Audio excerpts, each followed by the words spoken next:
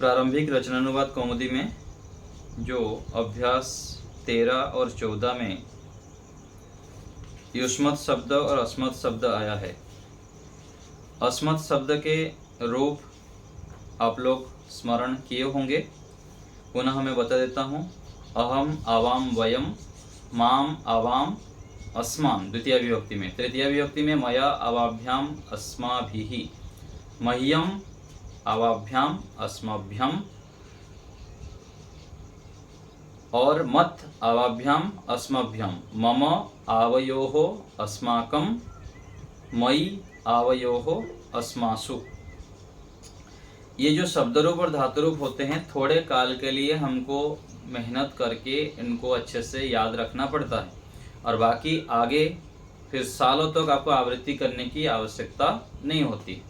प्रारंभ में कुछ दिनों तक बार बार आवृत्ति करनी होगी। जैसे ये सब धातु रूप शब्द रूप है, हम कई सालों पहले स्मरण किए थे। तो अहम, आवाम, वयम तो हम प्रयोग करते हैं। माम, आवाम, अस्मान, तो माम का अर्थ है मुझको। क्या अर्थ है? मुझको। तो किसी को हम बोलते हैं कि आप मुझको देखो, आप मुझको प्रश्न पूछो, आप मुझको बुलाए थे, बुला रहे हो, तो इस जगह पर माम का प्रयोग करेंगे मुझको कर्म में। देने अर्थ में जब हो जाएगा कि मुझको दे रहे हो, तो वहां पर तो मह्यम हो जाएगा। तो ये सभी लोग ध्यान रखेंगे, पुराने विद्यार्थी भी और नए भी। जब भी देने अर्थ का प्रयोग आने लग जाता है तो आंख मूंझकर वहां पर मह्यम का प्रयोग करेंगे। चतुर्थी विभक्ति में सभी जगह पर चतुर्थी विभक्ति का, दे रहा है, उसको नहीं दिया, अथवा देना था, देगा, ये सब जब भी देने अर्थ में प्रयोग होता है तब चतुर्थी विभक्ति का प्रयोग। तो माम, आप मुझको देख रहे हो, तुम मुझको देख रहे हो, माताजी मेरे को देख रहे हैं, पिता मेरे को देख रहे हैं, गुरु मेरे को देख रहे हैं, माता मेरे को बुला रहे हैं। तो ये सब क्या है? कर्म अर्थ में माम का प्रयोग करेंगे, मुझको। ऐसे ही दोनों होंगे तो आवाम का प्रयोग करेंगे और बहुत होंगे तो अस्मान, हम सबको देख रहे हैं, हम सबको बुला रहे हैं, तो माम, आवाम, अस्मान। ऐसे ही तृतीय विभक्ति, द्वितीय विभक्ति हो गया माम, आवाम, अस्मान। कर्म अर्थ में जब मुझको, हम दोनों को, हम सबको बुला रहे हैं, पूछ रहे हैं, इस अर्थ में जो कर्म अर्थ में होगा विशेष कुछ नियमों को छोड़कर, तो वहां पर द्वितीय विभक्ति का प्रयोग करेंगे अस्मत् शब्द के। ये जो अहम, आवाम, वयम है, इसका मूल शब्द क्या है? अस्मद। तृतीय विभक्ति में मया, आवाभ्याम, अस्माभिः, मया, आवाभ्याम, अस्माभिः। तो तृतीय विभक्ति का प्रयोग कहाँ करते हैं हम? साथ अर्थ में। मेरे साथ राम जा रहा है, मेरे साथ पिताजी जा रहे हैं, मेरे साथ पुत्र जा रहा है, मेरे साथ गुरु जा रहे हैं। तो ये जब होगा तो वहाँ पर साथ अर्थ में मेरे साथ, तो वहाँ पर मया लगाएंगे। तृतीय विभक्ति एक वचन। मेरे साथ बालक भोजन कर रहा है तो मया सह बालकः भोजनम करोति। मेरे साथ पिताजी हैं तो मया सह जनकः सन्ति अथवा अस्ति। तो मया का प्रयोग ऐसे ही करेंगे अस्मत् शब्द में, तृतीय विभक्ति एक वचन। हम दोनों के साथ जब करेंगे तो तृतीय विभक्ति द्विवचन। एक वचन, द्विवचन, बहुवचन। एक वचन में प्रथमा विभक्ति, द्विवचन में द्वितीय, नहीं, एक वचन में एक व्यक्ति के लिए एक वचन और दो व्यक्ति के लिए द्विवचन, और दो से अधिक, तीन अथवा तीन से जब अधिक हो जाएंगे तब बहुवचन का प्रयोग करेंगे। हम सबके साथ गुरुजी हैं, पिताजी हैं, माताजी हैं, सीता है, बालक है, तो वहाँ पर फिर अस्माभिः, जैसे राम शब्द में करते रामैहि, ऐसे ही अस्मत् शब्द के तृतीय विभक्ति बहुवचन में अस्माभिः। तो किस जगह पर क्या प्रयोग करना है, बार बार हम प्रयोग करते हैं, सुनते हैं, तब समझ में आता है कि यहाँ पर कौन सा लगाना है। अस्मत् शब्द कब लगाना है, युष्मत् शब्द कब लगाना है, सर्वनाम कब लगाना है। सर्वनाम में भी वह है, यह है, मान लीजिए उन सब के साथ हो जाएगा, तो वहां पर आप ये तो नहीं कर सकते हैं। तो उन सब के साथ जब होगा तो वहां पर तय ही लगा देंगे। इन सब के साथ वहां पर एतई ही लगाना पड़ेगा आपको, अथवा अस्मत् इदम शब्द का प्रयोग करना पड़ेगा। अस्माभिः सह, नहीं ये तो हो गया अस्माभिः एतत् शब्द के, एतत् नहीं हमारे अस्मत् शब्द के, तो वहां पर भी प्रयोग देखना पड़ेगा किस जगह पर क्या हमको प्रयोग करना है। उन उस जब होता है तो तद शब्द का प्रयोग होता है, और इन उन इनको इसको जब होता है तो फिर हमारे एतत् शब्द अथवा इदम शब्द का प्रयोग करेंगे। हम सब के साथ होगा तो फिर अस्मत् शब्द का प्रयोग करेंगे। तुम सब के साथ तो वहां पर युष्मत् शब्द का प्रयोग करेंगे। तो यहाँ पर हम चर्चा कर रहे हैं अस्मत् शब्द का तृतीय विभक्ति में एक वचन, द्विवचन, बहुवचन। एक वचन में मया, द्विवचन में आवाभ्याम अस्माभिः। तो मया सह, मेरे साथ जब अर्थ में होगा तो मया सह करेंगे। ये हो गया तृतीय विभक्ति, साथ अर्थ में। अथवा तृतीय विभक्ति का प्रयोग होता है कंदुक के साथ, ये तो दूसरा हो जाएगा। तो केवल मेरे अर्थ में वो प्रयोग कर रहे हैं, मैं, हम दोनों, हम सब। चतुर्थी विभक्ति में हम, मेरे को कोई कुछ दे रहा है, जब मेरे को कोई कुछ दे रहा है तो उसमें चतुर्थी विभक्ति। मह्यम ददाति फलम ददाति, मह्यम पुस्तकम ददाति, मह्यम जलम ददाति, मह्यम पुष्पम ददाति। तो जब भी देने अर्थ में होगा मुझको कोई कुछ दे रहा है तो वहां पर मह्यम, अस्मत् शब्द के चतुर्थी विभक्ति एक वचन, मुझको। सबको स्पष्ट होता होगा। तो मेरे को जब देने अर्थ में होगा, मेरे को दे रहे हैं, पिताजी दे रहे हैं, कोई भी दे रहे हैं, तो मेरे को जब देते हैं तो वहां पर फिर मह्यम हो जाएगा। और ऐसे ही क्रोध करने अर्थ में भी है चतुर्थी विभक्ति। मुझको क्रोध कर रहे हैं, मेरे पर क्रोध कर रहे हैं पिताजी, माताजी, गुरु, तो वहां पर भी जो क्रोध अर्थ में भी चतुर्थी विभक्ति है, तो वहां पर भी मह्यम क्रुध्यति हो जाएगा। मह्यम जनकः क्रुध्यति, मह्यम माता क्रुध्यति, मह्यम गुरुः क्रुध्यति। ऐसे करके क्रुद्ध धातु के साथ, द्रोह धातु के साथ, कहने अर्थ में भी है चतुर्थी विभक्ति। वहां पर बद्ध धातु प्रयोग नहीं करेंगे, कथ धातु का प्रयोग करेंगे। मह्यम कथयति, मेरे को कह रहे हैं। ऐसे ही उपदेश, निवेदय धातु के साथ, उपदेश धातु के साथ, इन सब के साथ भी चतुर्थी विभक्ति करेंगे कि मेरे को उपदेश दे रहे हैं। गुरु मह्यम उपदिशति, तो मेरे को जिसको दे रहे हैं उपदेश, उसमें चतुर्थी विभक्ति। तो ऐसे ही ये हो गया चतुर्थी विभक्ति का प्रयोग। मह्यम मेरे लिए हुआ, अभी एक व्यक्ति के लिए। जब दो हो जाएंगे तो वहां पर फिर मह्यम, आवाभ्याम, अस्मभ्यम। तो द्वितीय विभक्ति प्रयोग करेंगे, फिर बहुवचन में होगा, नहीं दो व्यक्ति होंगे तो द्विवचन में, फिर दो से अधिक हो जाएंगे तो अस्मभ्यम करेंगे। हम सबको दे रहे हैं, हम सबको उपदेश दे रहे हैं। तो चतुर्थी विभक्ति हो गया ये। पंचमी विभक्ति में हाँ, अच्छे लगने अर्थ में भी करेंगे। ये तो हो गया कि ये हो गया हमारे देने अर्थ में हो गया, उपदेश आदि हो गया, और दूसरा अच्छे लगने अर्थ में भी होगा। मेरे को अच्छा लगता है, हम दोनों को अच्छा लगता है, हम सबको अच्छा लगता है, तो वहां पर भी चतुर्थी विभक्ति का प्रयोग करेंगे। तो जो भी नियम में दिया हुआ है उसके आधार पर फिर ये प्रयोग होगा। अभी थोड़ा रुकिए, बाद में पूछेंगे जो पूछना होगा, फिर शुरू कर देंगे सिलसिला, बंद नहीं होगा पूछने का। थोड़े रुकिए 10-15 मिनट। तो ये हो गया चतुर्थी विभक्ति में। पंचमी विभक्ति में मत, मेरे से, तो मेरे से पंचमी विभक्ति का प्रयोग पृथक होने अर्थ में भी है, और जिससे पढ़ा जाता है। तो मेरे से राम पढ़ रहा है, मेरे से बालक पढ़ता है, तो वहाँ पर मत लगा देंगे। और मेरे से पुस्तक ले जा रहा है, तो मेरे से पुस्तक पृथक हो रहा है ना, तो मत पुस्तकम नयति, ये भी प्रयोग करेंगे जहाँ पृथक हो रहा है।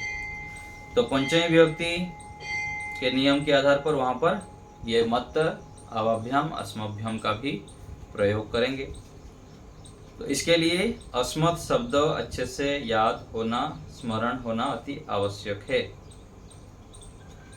ऐसे ही ये एक वचन में, द्विवचन में, बहुवचन में करेंगे। और फिर षष्ठी विभक्ति संबंध अर्थ में, ये मेरा गांव है, मेरा पुस्तक है, मेरा विद्यालय है, तो एतत् मम गृहम् अस्ति, एतत् नपुंसक लिंग है, तो ये तो मम होगा। लेकिन आगे जब हम करेंगे कि ये विद्यालय है, तो विद्यालय के हिसाब से यह होगा, यह का जो प्रयोग करेंगे, यह विद्यालय है, यह पुस्तक मेरा है, यह घर मेरा है, यह पाठशाला, यह यज्ञशाला हमारा है। तो हमारा, मेरा जब बोलेंगे तो मम, और हमारा जब बोलेंगे तो अस्माकम, ये ध्यान देंगे। यह विद्यालय मेरा है, तो एषः विद्यालयः, तो विद्यालय के हिसाब से एषः हुआ। और गृहम जब करेंगे तो एतद् गृहम करेंगे, इदम गृहम करेंगे। और कौन सा विद्यालय, कौन सा पुस्तक मेरा है जब पूछेंगे, तो यहाँ पर कौन सा पुस्तक बोल रहे हैं, तो वहाँ पर भी कौन सा पुस्तक मेरा है, तो कौन सा, यहाँ पर ऐसे ही कर देंगे। किम शब्द का, हाँ, किम शब्द का प्रयोग करेंगे। कस्य पुस्तकम मम अस्ति, ठीक है ना, कौन सा पुस्तक मेरा है, तो मम के हिसाब से यहाँ पर पुस्तक ये कर रहे हैं, कस्य पुस्तकम मम अस्ति। तो यहाँ पे संबंध हो रहा है, इसलिए कस्य पुस्तकम करेंगे, कौन सा पुस्तक। नहीं तो कौन सा, यह घर जब बोलते हैं तो यहाँ पर इदम के हिसाब से करेंगे कि यह घर नपुंसक लिंग है, इसलिए इदम कर रहे हैं। और वह घर मेरा है, तो वहाँ पर भी तत् गृहम। और विद्यालय पुल्लिंग होने से एषः करेंगे। पाठशाला होगा तो फिर सा पाठशाला मम अस्ति, सः सा यज्ञशाला अस्माकम अस्ति, वह यज्ञशाला हमारा है। तो अस्माकम बहुवचन में और मम एक वचन में, और द्विवचन में जब करेंगे तो आवयोः, मम आवयोः अस्माकम होता है।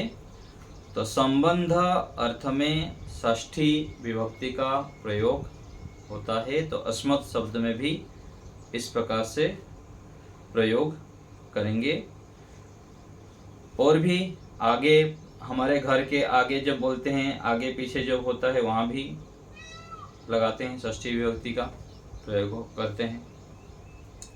तो मम गृहस्य अग्रे, गृहस्य पृष्ठे, तो यहाँ दोनों हो जाता है। केवल हम यहाँ पर मम का देख रहे हैं, मेरा घर, मेरा विद्यालय, मेरा पुस्तक,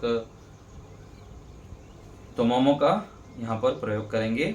आगे है मई, सप्तमी विभक्ति में। तो मई, मेरे राम पर श्रद्धा है, तो श्रद्धा अर्थ में, स्नेह अर्थ में, इसमें सप्तमी विभक्ति का प्रयोग होता है।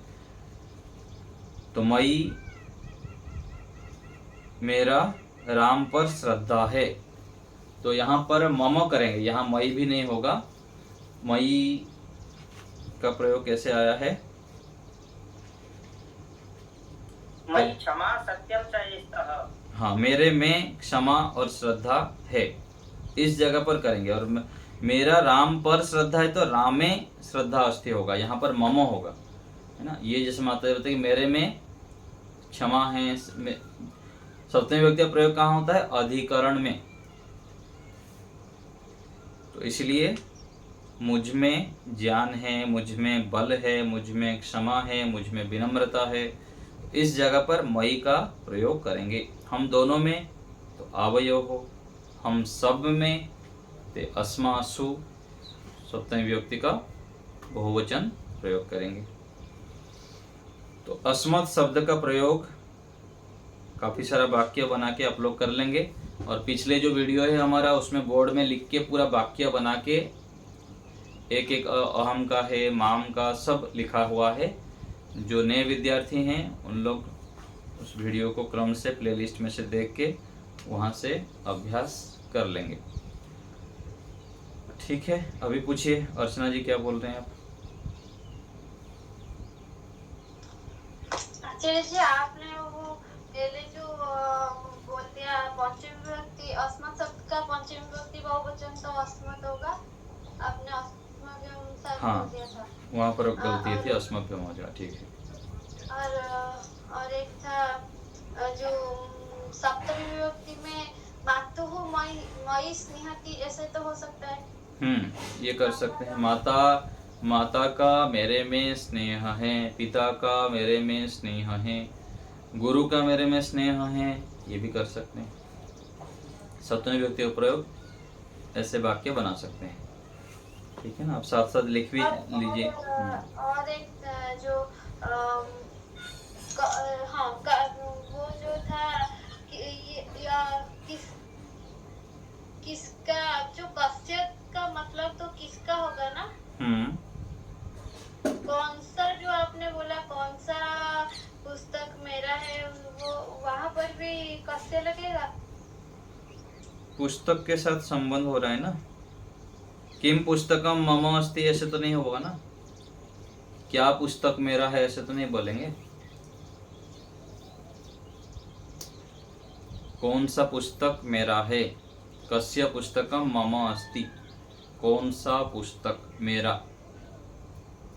तो ये वाक्य मेरे को ठीक लग रहा है, कस्य ही। किसका होती है, ये गलत सा लग रहा है। किसका तो हो रहा है, लेकिन यहाँ पर कौन सा जो पुस्तक हो रहा है ना, तो यहाँ पर किम भी तो नहीं कर सकते हैं ना। किम पुस्तकम, क्या पुस्तक मेरा है, मेरा पुस्तक कौन सा है, कौन सा, इस जगह पर प्रयोग अंशु जी है क्या, ममता माता जी, यहाँ पर क्या आपको लग रहा है प्रयोग कर सकते हैं? कोई प्रयोग किए हैं ऐसे वाक्य? मेरे को भी ध्यान कम आ रहा है अभी। द्वितीय कैसे करेंगे बताइए ना। किम पुस्तकम ऐसे कैसे बोलेंगे? ये तो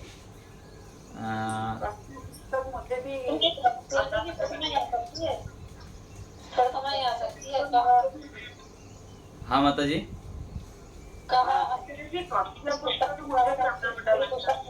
कह अस्ति हो जाएगा ऐसे।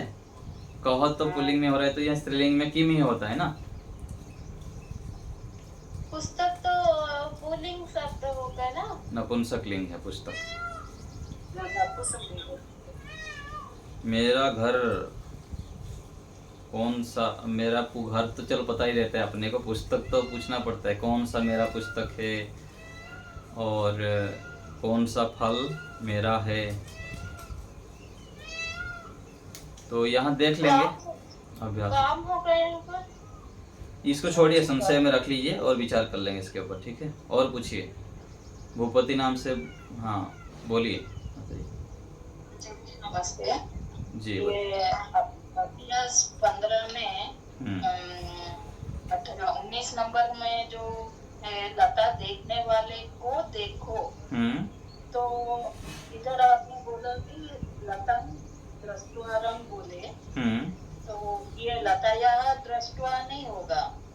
लता के देखने वाले को, हाँ षष्ठी होता है ना, जाने वाला, सुनने वाला, बोलने वाला, तो ये लता के देखने वाले को, हाँ यहाँ लता यहाँ होना चाहिए, ये ठीक लग रहा है। लता यहाँ होना चाहिए, लता के देखने वाले को देखो।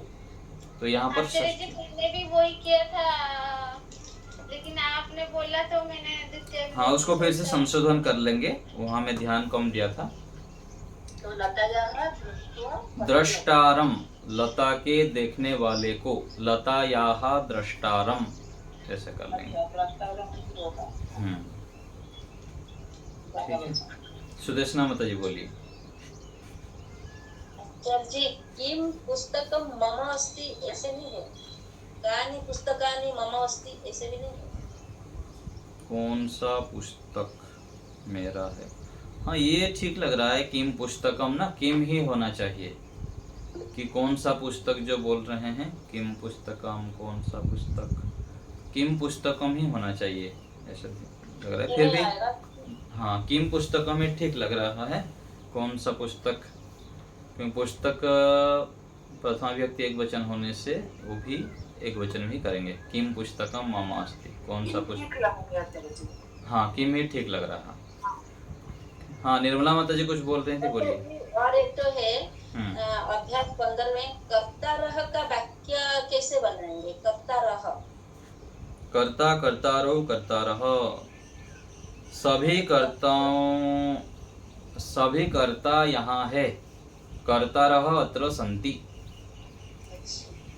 सभी और धर्तारम में हम लिखे हैं संसारस्य धर्तारम सर्वत्र अस्ति, ये ठीक होगा?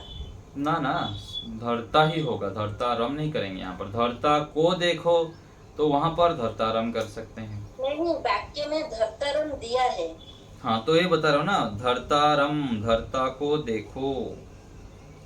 तो ऐसे होगा। पुस्तक के धर्ता, धारण करने वाले को देखो, अथवा और कुछ लगा सकते हैं। धारण करने वाला कुछ भी हो धारण कर सकता है। धारण करना, पकड़ना, ठीक है। और कुशलम में लिखी हूँ सर्वे कुशलम भूयासुहु, ये ठीक होगा? सर्वे नहीं लगाना है ना, कुशल के साथ चतुर्थी विभक्ति लगाएंगे, अथवा षष्ठी विभक्ति दिया है ना यहाँ, षष्ठी और चतुर्थी दोनों लगाएंगे। सबका कल्याण हो, सर्वस्मै कुशलम भूयात्। सर्वेभ्यः होगा? हाँ, क्यों नहीं, सर्वेभ्यः होगा ना, सर्वेभ्यः ठीक है। हाँ जी जी, यहाँ सर्व शब्द में अधिकतर बहुवचन ही प्रयोग होगा, सब तो बहुवचन में आता है ना, इसलिए। आचार्य जी, मैंने यहाँ पर लगा दिया भवतु, बालिकायाः कुशलम भवतु ऐसे कर दिया। हाँ, भवतु हो भी ठीक है, चल जाएगा। होते से भवतु आज्ञा अर्थ में होता है, भूयात ही ठीक होगा, ठीक है ना, होवे, भूयात कर लेंगे। ओ कुशलम भवतु, भवतु भी कोई जैसे ठीक चल जाएगा। का कल्याण हो, आपका कल्याण हो, आज्ञा दे रहे हैं, भूयात लगा दीजिए। हाँ, निर्मला माता जी बोलिए।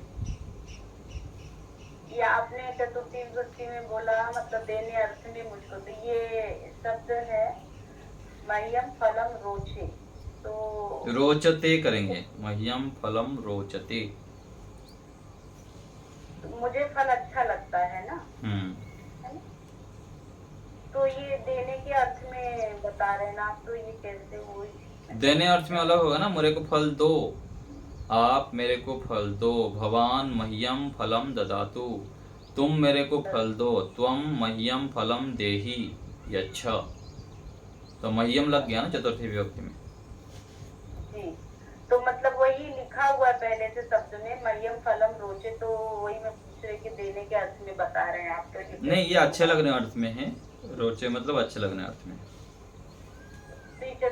मह्यम फलम रोचे मतलब ठीक है शब्द, मेरे को फल अच्छा लगता है, मेरे को फल अच्छा लगता है, उसका अर्थ ये रोचते।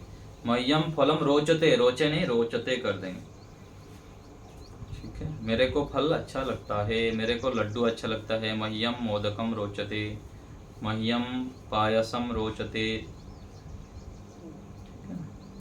कमलेश माता जी बोलिए।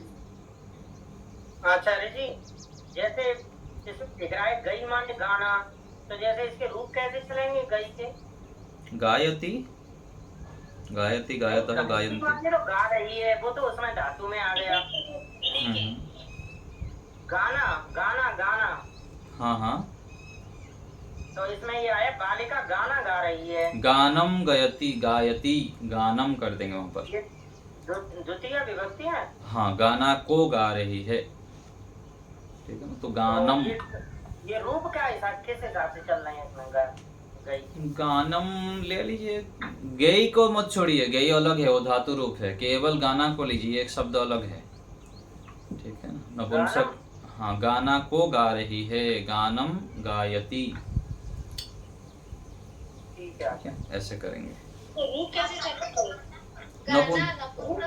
नपुंसक लिंग है, गाना है, गानम।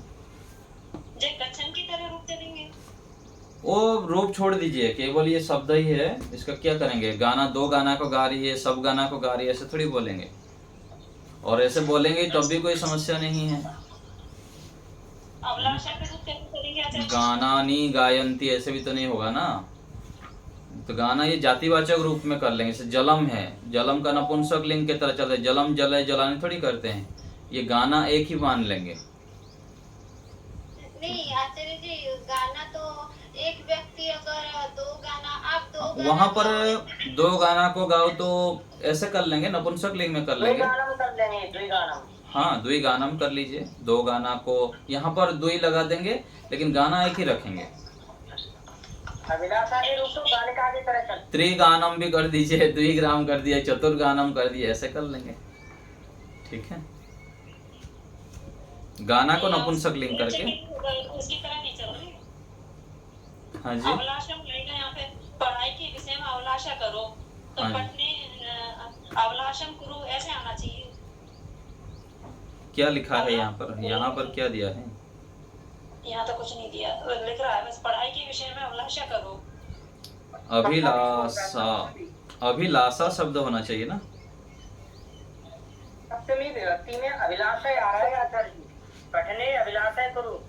जी जी। नहीं, पठन में तो सप्तमी व्यक्ति हो गया ना। अभिलाषा करो, अभिलाषम करो आना चाहिए फिर। नहीं, विषय में अभिलाषा करो। कहाँ वाक्य आया था इसका?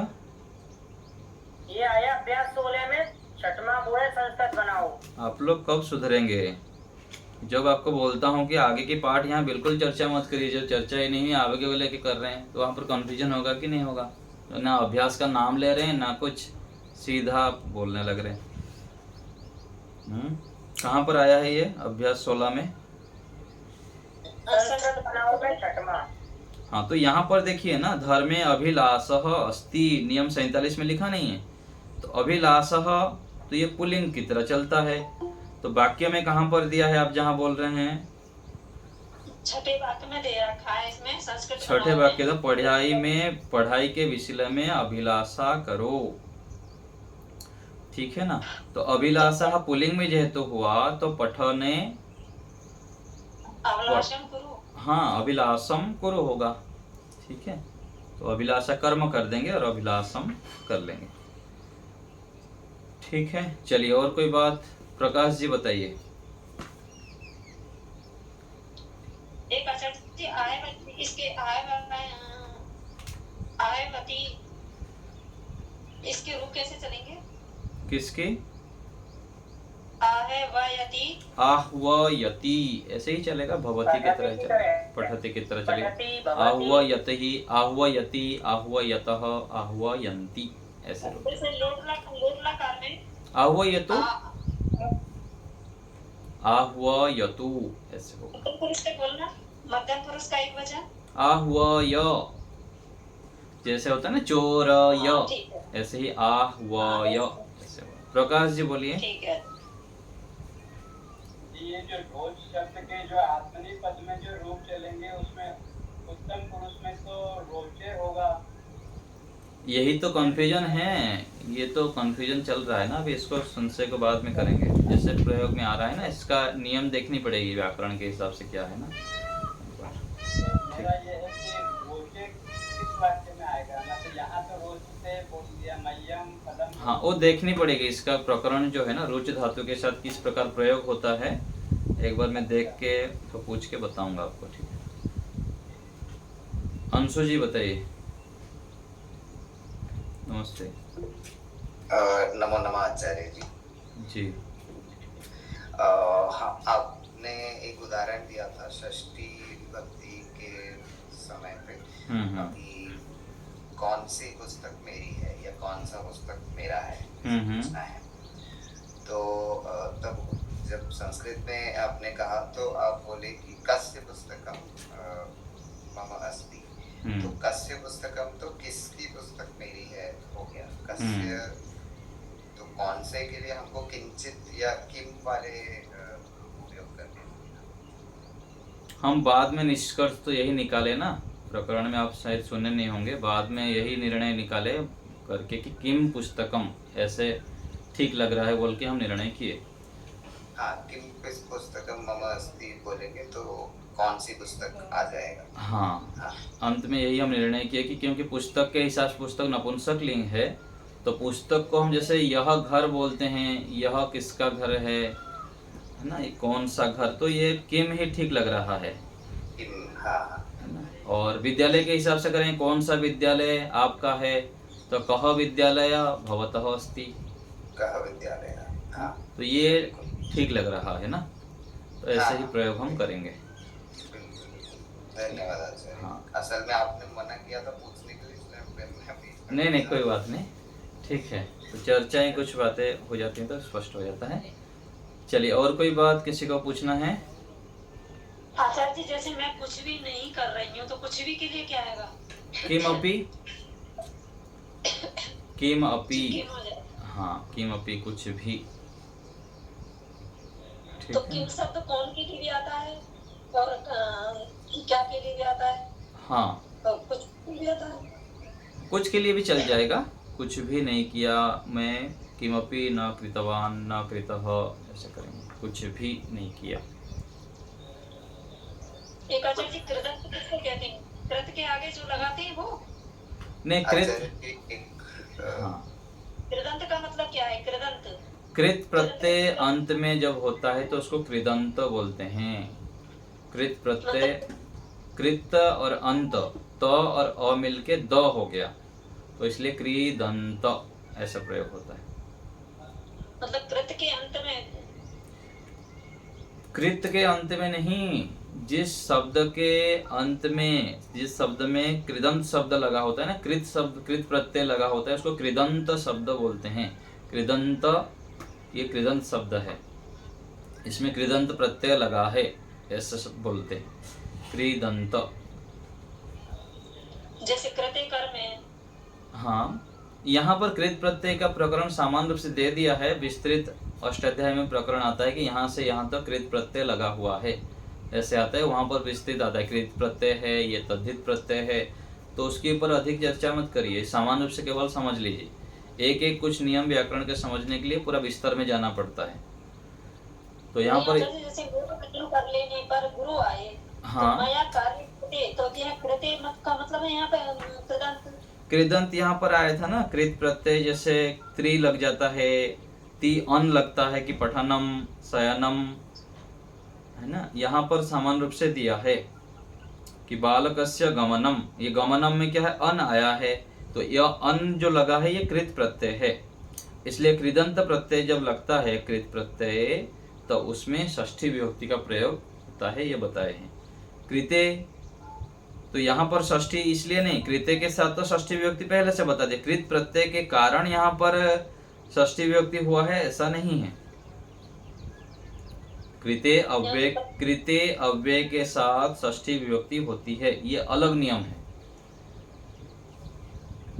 और कृत प्रत्यय जो कह रहे हैं वो अलग है। क्या दिए हैं? आप आगे मत बढ़िए ना अभी, प्लीज, आपको हाथ जोड़ के निवेदन है, आगे का चर्चा यहाँ आप करेंगे तो फिर घुला मिला हो जाता है। आगे हम तो पढ़े नहीं है ना, जब वहां पर आएगा तो वहां पर फिर से हम उस प्रकरण को देख लेंगे। यहाँ पर जो साफ बता दिया है, कृत के लिए कृते आएगा, वो सप्तमी विभक्ति, ये बताइए उसमें क्या आया है। यहाँ पर यही आया है, कृते सप्तमी विभक्ति में, कृत के लिए ये आया, कर्तवाच में कर्ता हो, कृदंत में सप्तमी होगी, बस ये आया है। तो जैसे कृते गते ये सब लगाया है इसमें सप्तमी विभक्ति में, यही पूछ रही हूँ।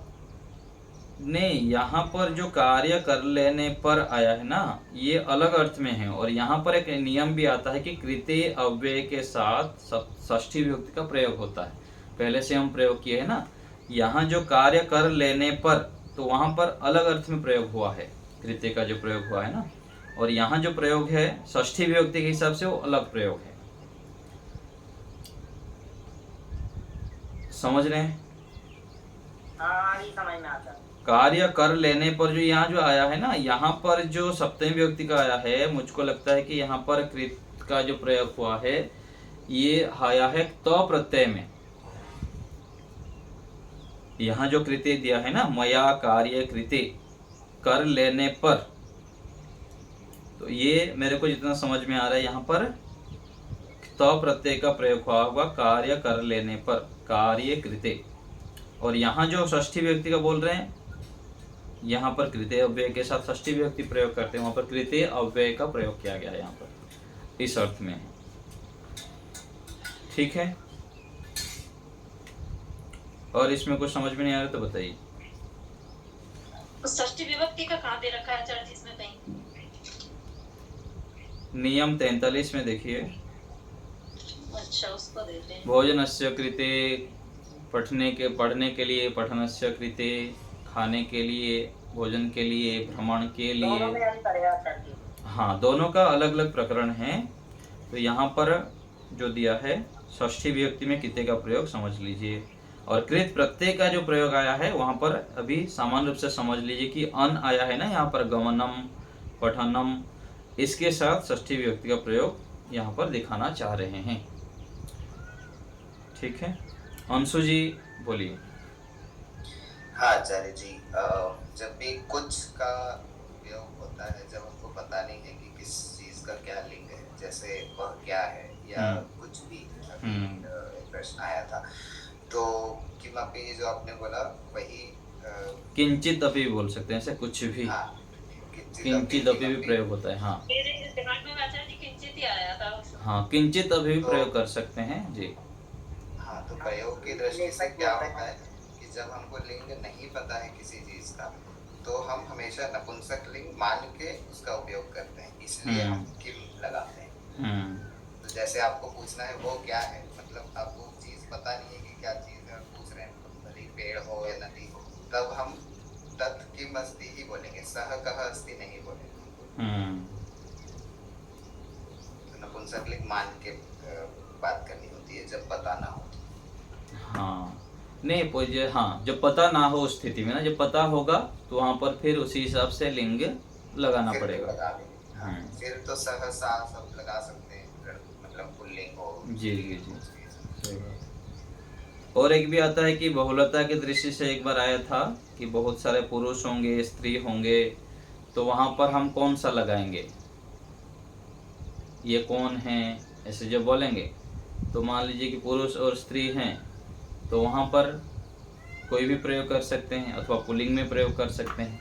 ये भी एक आया था बीच में।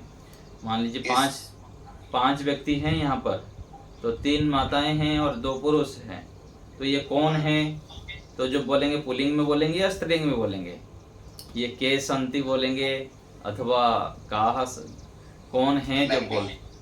तो एक उस पे एक विचार ये है आचार्य जी, तब हम पुरुष और स्त्री को अलग अलग नहीं मानते हैं, तब क्या होता है कि ते जनाः सन्ति, तो जनाः है, फिर वो शब्द उपयोग होगा। यहाँ पर पुल्लिंग में कर लेंगे, नहीं जनाः कर रहे हैं ना, तो जनाः कौन, पुल्लिंग शब्द नहीं केवल कौन है जब बोलेंगे ना, कौन है, ये कौन है,